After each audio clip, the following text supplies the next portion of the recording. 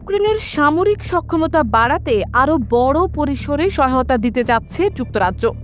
আগামী 2026 সালের এপ্রিলের মধ্যে ইউক্রেনকে 1 লাখ ড্রোন সরবরাহের প্রতিশ্রুতি দিয়েছে ব্রিটিশ সরকার। এটি আগে পরিকল্পিত সংখ্যার তুলনায় প্রায় 10 গুণ বেশি। 5 জুন বুধবার এক বিবৃতিতে যুক্তরাজ্যের প্রতিরক্ষা মন্ত্রণালয় জানায়, যুদ্ধের ধরন পাল্টে দিচ্ছে ড্রোন প্রযুক্তি।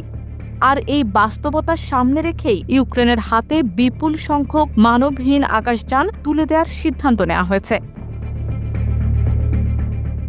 প্রতিরক্ষা সচিব জন হিলি জানান, ব্রাসেলসে অনুষ্ঠিত 50 জাতির ইউক্রেন ডিফেন্স কন্ট্যাক্ট গ্রুপ বৈঠকে তিনি এই ঘোষণা দেবেন। হিলি বলেন, আমরা ইউক্রেনের জন্য সহায়তা আরও বাড়াচ্ছি। চলতি বছরই কয়েক লক্ষ ড্রোন পাঠানো হবে এবং গোলাবারুদ সরবরাহে বড় অগ্রগতি হয়েছে।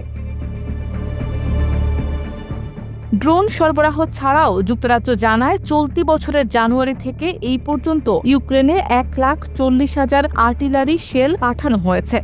এছাড়া 247 মিলিয়ন পাউন্ড ব্যয়ে ইউক্রেনীয় সেনাদের প্রশিক্ষণের জন্য বাজেট নির্ধারণ করা হয়েছে। এই সহায়তা 4.5 বিলিয়ন পাউন্ডের বৃহত্তর সামরিক প্যাকেজের অংশ।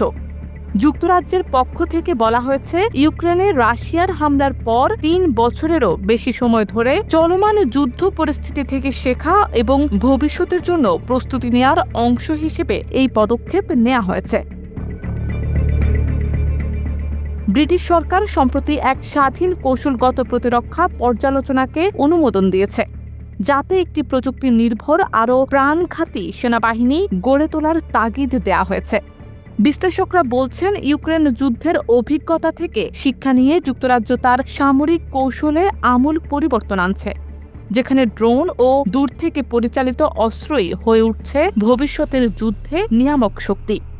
যুক্তরাজ্য ইউক্রেনের অন্যতম প্রধান পশ্চিমা মিত্র হিসেবে শুরু থেকেই সামরিক সহায়তা দিয়ে আসছে।